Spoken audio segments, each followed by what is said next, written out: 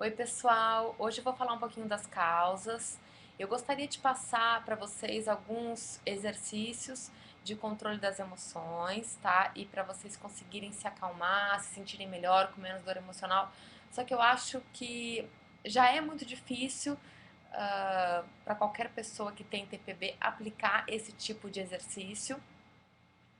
Exige muito esforço, treino diário, enfim, é muita disciplina, é bem difícil. Então, se vocês não souberem as causas, enfim, o que acontece na mente de vocês, fica praticamente impossível aplicar é, esses exercícios que eu quero passar. Então, assim, primeiro eu vou falar um pouquinho das causas, tá? Para vocês entenderem melhor. Eu acho que como muitos de vocês sabem, 75% das pessoas que têm TPB sofreram abuso sexual, tá? Mas tem 25% que não. Então, portanto, não é só isso. Enfim, não é só, né? Parece que é uma coisa pequena. Mas só esse motivo não leva uma pessoa a ter TPB, tá? E existem abusos físicos, existem abusos psicológicos que fazem assim, um grande papel aí. Tá? As causas do TPB são basicamente são biosociais, tá? O que significa isso? Genética mais fatores ambientais. A genética inclui pais que são impulsivos ou que mudam de humor rapidamente, ou têm uma natureza mais agressiva, ou pode ser também que eles tenham algumas doenças mentais, tá? Isso também é possível. Só que existe algo que não é muito. Na verdade, eu nunca vi nenhum site aqui no Brasil que se chama validação. Primeiro eu vou explicar o que é validação, tá? Eu vou usar um exemplo de um médico especialista em TPB. Ele deu esse exemplo num congresso que aconteceu nos Estados Unidos e funciona basicamente assim. Ele falou o seguinte: imaginem uma casa que tenha um ar-condicionado central, tá? E você tá com muito calor, você mora nessa casa, você tá com muito calor, e aí você ligou o ar-condicionado no máximo. Então chega o seu amigo, ele começa a sentir muito frio lá dentro, e sem falar absolutamente nada pra você, ele vai lá e reduz a potência do ar-condicionado. Nesse momento, o que ele está fazendo é invalidando o fato de que você está morrendo de calor. É isso que ele está fazendo. Apesar de não ser uma coisa, enfim, não é nada demais, eles podem tentar entrar no acordo, quem está com frio, colocar uma jaqueta, enfim. A gente tem que pensar isso quando se tratam de emoções, tá? Não que invalidação seja algo ruim. Ele deu outro exemplo, por exemplo, que o filho dele pediu a ele, o filho dele tem 18 anos, pediu a ele um carro. O que ele fez? Ele primeiro validou a experiência do filho para depois invalidar. Então, o que ele fez? Ele disse para o filho: olha, eu entendo porque você quer um carro. Se tivesse a sua idade, eu também gostaria de ter um carro. Ele não foi cínico, ele foi realmente sincero. E aí, depois que ele disse isso, ele falou: olha, apesar disso, eu não vou te dar um carro. Então, ele invalidou o filho, ele validou para depois invalidar. O que acontece com as pessoas com TPB é que elas já nascem hipersensíveis, com uma sensibilidade muito grande. Como eu já disse, não tem nada errado em ser hipersensível. Muitos artistas, eu acho que a grande maioria deles, escultores, pintores, músicos, né, de grande sucesso, tinham e têm uma sensibilidade maior do que as outras pessoas. Agora, vamos imaginar essa criança hipersensível, quer dizer, a mínima mudança de humor numa outra pessoa ou uma situação difícil causa uma turbulência dentro dessa pessoa, tá? Então vamos imaginar que essa criança é hipersensível e, e que ela é invalidada, tá? O que significa isso? Por exemplo, ela demora mais para se sentir melhor, quando ela tá chateada, ela chora durante mais tempo, ela demora para se acalmar quando tá com raiva. E aí os pais, eu acho que a sociedade em geral tende a se comportar da seguinte maneira. Por exemplo, para com isso, você não tá com tanta raiva, não é possível. Ah, vai, você tá sendo mimado ou mimado, não é tão grave assim.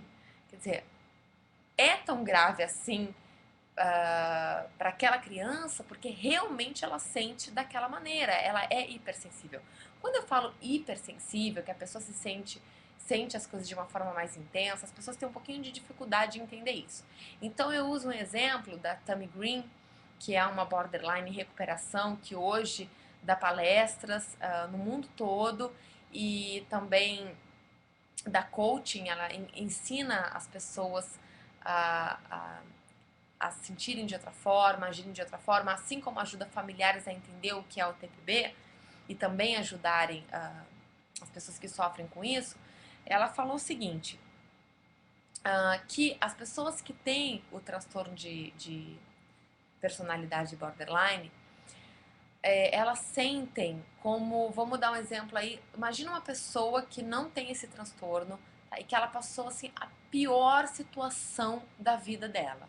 Tá? Pode ser a morte de um parente, eu tô falando de coisas realmente extremas, eu não tô falando de uma coisa pequena, tá? Então imagina a pior situação que essa pessoa passou na vida dela. Agora, dá uma multiplicada nisso por 100.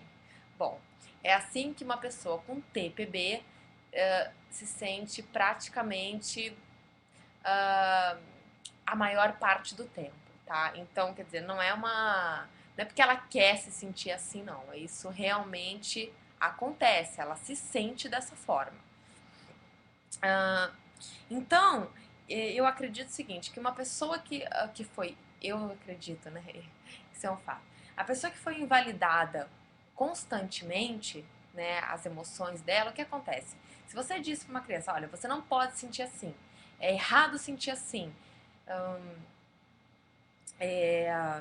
você está exagerando. Essa criança inconscientemente cresce pensando, bom, se é errado ser quem eu sou, se é errado sentir como eu sinto, né? Se é errado agir da maneira que eu ajo, então quem eu sou, né? E esse é um dos centros, é uma das bases do transtorno de personalidade borderline, que é a pessoa ter um distúrbio de identidade. Ela não sabe quem é, porque ela não teve a validação necessária para construir o self, para construir o eu.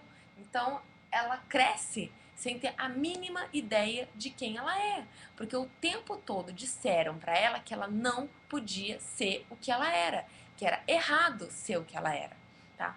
Aí a gente tem que pensar o seguinte, em alguns casos, tá? Eu não tô generalizando, eu tô dizendo que em alguns casos, e isso acontece até em muitos casos, os pais não são monstros, não são culpados disso ter acontecido, tá? O que acontece é que, como uma mãe de uma menina borderline, uma vez eu li, ela disse o seguinte, que ela foi uma mãe normal, né? Uma mãe boa, uma mãe normal. Só que a filha dela precisava de uma mãe com habilidades especiais, né? Então, eu vejo dessa forma, né, que às vezes os pais, também tinham problemas, tá? Eu tenho uma mãe muito impulsiva, nossa, ela ficava com muita raiva por coisas pequenas, mas eu acho que ela também não sabia controlar essa raiva. Na verdade, e ela tinha essa coisa de, olha, levanta a cabeça, por que você tá assim? Eu acho que quando ela fazia isso, de levanta a cabeça, ela queria o melhor pra mim, né? E essa coisa dela não conseguir controlar a raiva também não estava ao alcance dela, né? Ela simplesmente não conseguia. Então, eu acho que em alguns casos a gente não pode culpar os pais, tá? Realmente, e também nem culpar a nós, porque eu acho que hipersensibilidade não é nada de errado, né? Esse que é o problema, existe aí os dois lados, né? Então, eu acho que é importante vocês saberem disso, tá? Essa questão da validação, até mesmo no tratamento, quer dizer, é importante, eu acho que o ideal seria que as famílias também fossem tratadas para aprender a lidar com as pessoas que sofrem com TPB, para aprender o sistema de validação, né? Porque elas também foram invalidadas constantemente não só com esse tipo de coisa de dizer, ah, você tá errado e tal, você não pode sentir assim. Mas também, por exemplo, vamos imaginar que uma criança ou vamos imaginar um adolescente. Um adolescente tirou uma nota, sei lá, uma nota 10 numa prova, que pra ele foi super difícil, e ele chega pros pais e fala, olha, eu tirei 10. E os pais, porque estão muito ocupados, enfim, estão estressados por outro motivo, falam, legal, que bom, parabéns. Essa cara meio de, vamos dizer, essa não empolgação é entendida como desprezo, tá? É, essa cara também é uma invalidação. Então, para uma pessoa hipersensível, isso é muito forte. Eles fizeram uma pesquisa nos Estados Unidos mostrando como que os borderlines entendem a afeição de uma pessoa, né? A pessoa vai ficando com raiva, raiva, raiva, raiva, e o borderline consegue perceber isso 4 vezes mais rápido do que uma pessoa normal. Então, quer dizer, ela acaba sofrendo muito com essa percepção rápida, né, de raiva e até mesmo de amor. Por exemplo, um, um cara, uma menina que vocês conheceram, de repente pode dar um sorriso amável e vocês já entenderem como, nossa, ele tá super afim de mim, ou ela tá super afim de mim, ela me ama, ele me ama. Entendem? A expressão facial é entendida pelos borderlines e pelas pessoas hipersensíveis de uma forma muito mais rápida, tá? Isso no cérebro, do que uma pessoa que tem uma saúde mental perfeita, tá? Se bem que eu acho isso muito difícil hoje em dia. É, Gente, eu acho que por enquanto é só. Se eu sentir que faltou alguma coisa, eu falo pra vocês, mas eu acho que a questão aí da validação e da invalidação é algo que eu queria deixar claro, que eu acho que é um dos fatores básicos do desenvolvimento do transtorno de personalidade borderline. Então, até a próxima, que todos vocês tenham um ótimo final de semana. Um beijo!